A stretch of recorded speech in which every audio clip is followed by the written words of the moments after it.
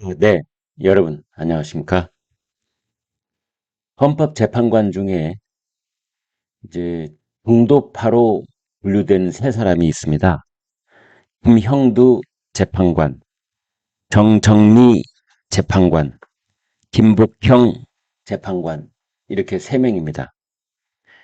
대개 중도파로 분류되는 재판관들은 대법원장이 지명한 사람들이죠. 이 중에 김형두, 정정미 두 사람은 앞선 문재인 정권 때에 김명수 대법원장이 지명했던 사람이고요.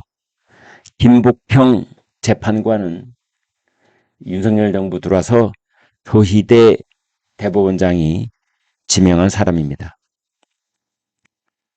특히 이 중에서도 저는 김형두 재판관에게 주목하고 있습니다.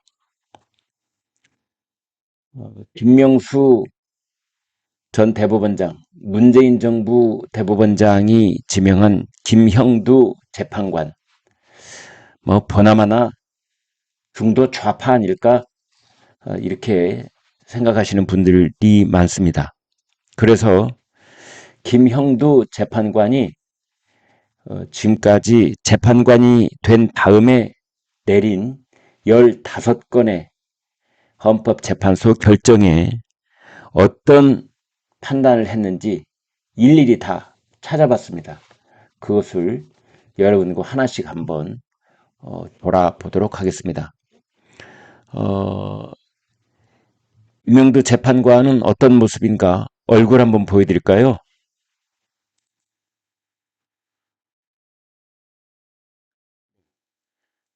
김영두 재판관 모습입니다. 여러분 익숙한 모습입니까? 이건 취임식 할 때 모습인 것 같고요. 출근할 때 모습. 이제 이건 헌법재판정에서의 모습. 다채로운 표정의 김형두 재판관 여러분 지금 함께 보고 계십니다. 그래서 먼저 김형두 재판관이 내린 헌법재판소 결정을 보면은 2023년 7월에 이태원 참사와 관련해서 이상민 행안부 장관 탄핵에 대한 결정이 있었습니다. 이것을 기각했습니다. 김형두 재판관은 이상민 행안부 장관 탄핵 기각. 그 다음 2023년 9월 국가보안법상 찬양 고무죄 법조항. 그러니까 국가보안법 제7조 이적단체 찬양행위 처벌 규정이 위헌인지 여부가 문제가 된 사건에서 이적행위의 찬양 동조를 처벌하는 규정 제7조 제1항, 이적 표현물의 제작 반포를 처벌하는 규정 제7조 제5항, 이적 표현물의 소지 취득을 처벌하는 규정 제7조 제5항. 이것은 전부 합헌이다 라는 의견을 냈습니다. 다음 2023년 9월 대북전단 살포 금지 법 조항. 이것은 대북전단 금지법이 위헌인지 여부가 된 문제된 사건인데요. 헌법상 표현의 자유 및 자기 책임의 원칙에 어긋나므로 위헌이라는 의견을 냈습니다. 자, 제가 지금 여러분께 세 가지 사례를 소개해드리고 있는데 모두 매우 보수적인 입장에서 헌법재판소 결정을 내리고 있는 것을 볼 수 있습니다. 바로 문재인 정부 때 김명수 대법원장이 지명한 김형두 재판관이 그렇습니다. 이어서 보겠습니다. 방송 3법 입법 과정에서 소수당 국회의원의 심의 표결권 침해 여부, 이것에 대해서는 침해다 이렇게 판단을 내렸습니다. 2023년 10월 이른바 방송 3법 개정안. 여러분 이게 뭔지 기억을 좀 도와드리면요. 방송문화진흥법 또는 방송법 또는 한국교육방송법 뭐 이런 것들을 개정을 해서 그 이사진들을 지금 그 정원의 2배쯤으로 늘려서 여기에 시민단체가 참여하도록 해서 이 우리나라 방송의 그 이사진들의 구성을 전부 다 진보좌파로 채워서 이 좌파 세력들의 그 방송 장악을 영구화할 수도 있는 그러한 것들이 방송 3법이다 했는데 그 방송 3법이 입법 과정에서 국민의힘 국회의원들의 표결권을 침해했다. 이렇게 판단을 내린 겁니다. 국회 법사위에서 심사되던 도중 과방위원장의 요구에 따라 본회의로 부의된 것이 절차적으로 정당했는지 여부가 문제된 권한쟁의 심판 사건에서 해당 본회의 부의는 국민의힘 소속 국회의원들의 심의 표결권을 침해한 것이므로 부당하다는 의견을 냈습니다. 이것도 국민의힘 의원들에게는 크게 힘이 됐던 그런 판단이었습니다.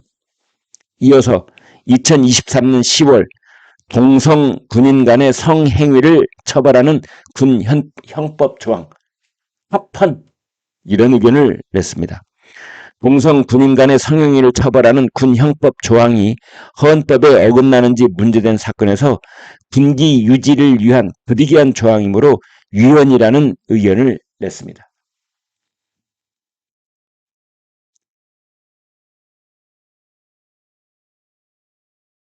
다음 에이즈 감염인의 전파 위험 행위를 금지하는 법조항 합헌 2023년 10월 후천성 면역 결핍증 에이즈 감염인이 체액을 통해 타인에게 에이즈를 옮길 수 있는 행위를 하는 것을 금지하고 그것을 위반할 때 처벌하는 에이즈 예방법 법조항이 위헌인지 여부가 문제된 사건에서 공중보건 및 국민안전을 위한 부득이한 법조항이라는 합헌 의견을 냈습니다.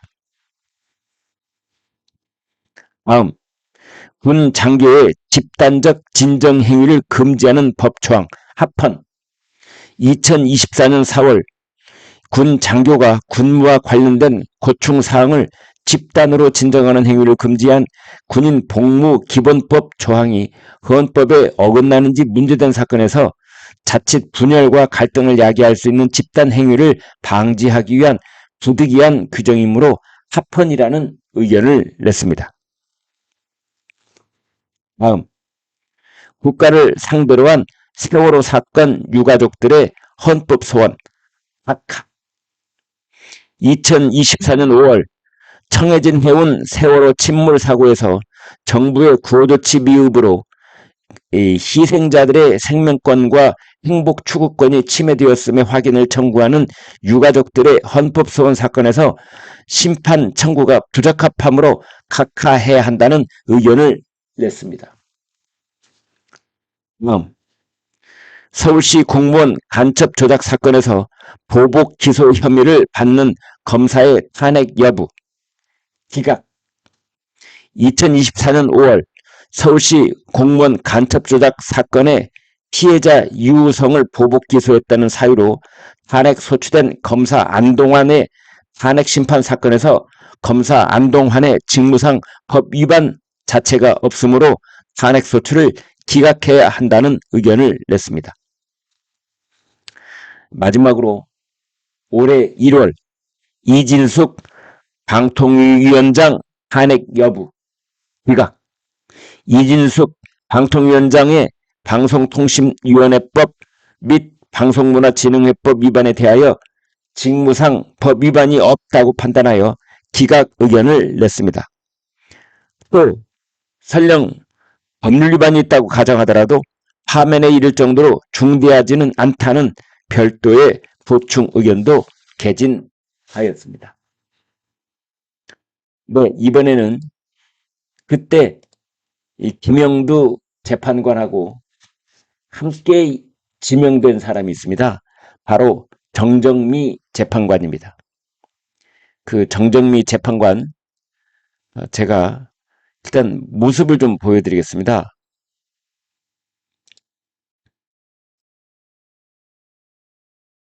바로 이분인데요.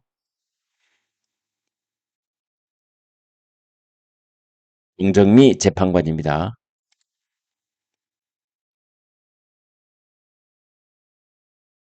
법복을 입을 때 또는 이제 출퇴근길에 사복을 입고 있을 때 선사를 하고 있는 그런 장면들 여러분 보고 계십니다.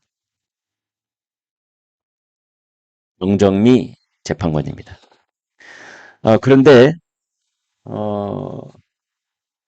지금까지 제가 김영두 재판관이 내린 결정을 쭉 살펴드렸는데요.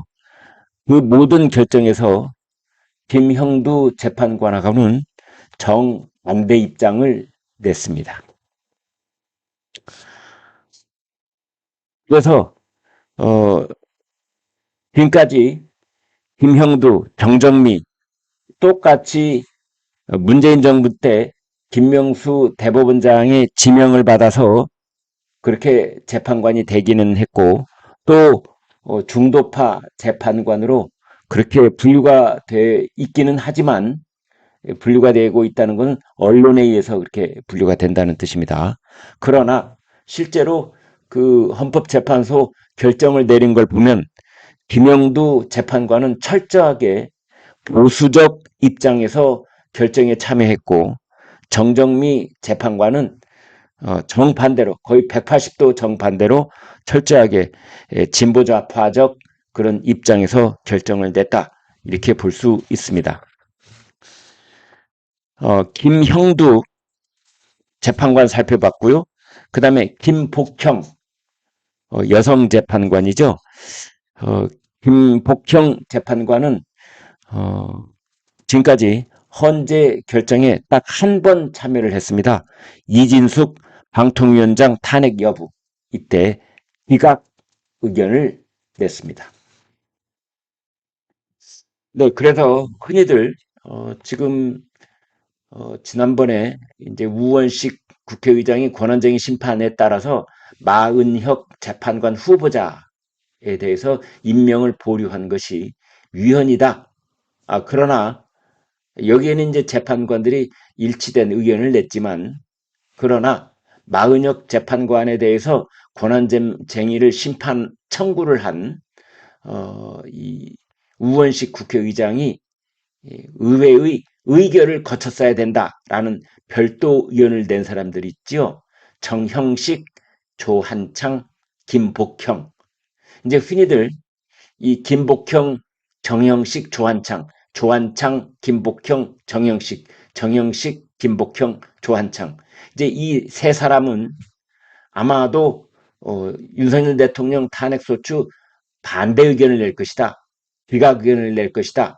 이렇게들 보고 있는데 그렇다면 이제 김형두 중도로 분류된 김형두 재판관은 어떤 결정을 낼 것인가? 저는 이게 가장 초미의 관심입니다. 저 개인적으로는 그렇습니다. 그런데 김형두 재판관이 된 이후에 참여한 15번의 헌법재판소 결정을 보면은 정말 철저하게 보수 우파적 시각에서 결정을 내렸다는 것을 볼 수 있습니다. 그렇다고 해서 100% 윤석열 대통령 탄핵을 기각한다. 이렇게 100% 단정적으로 말씀드릴 수는 없습니다. 아무튼 어떤 결정을 내릴지 예의주시하고 지켜보겠습니다. 여러분 고맙습니다.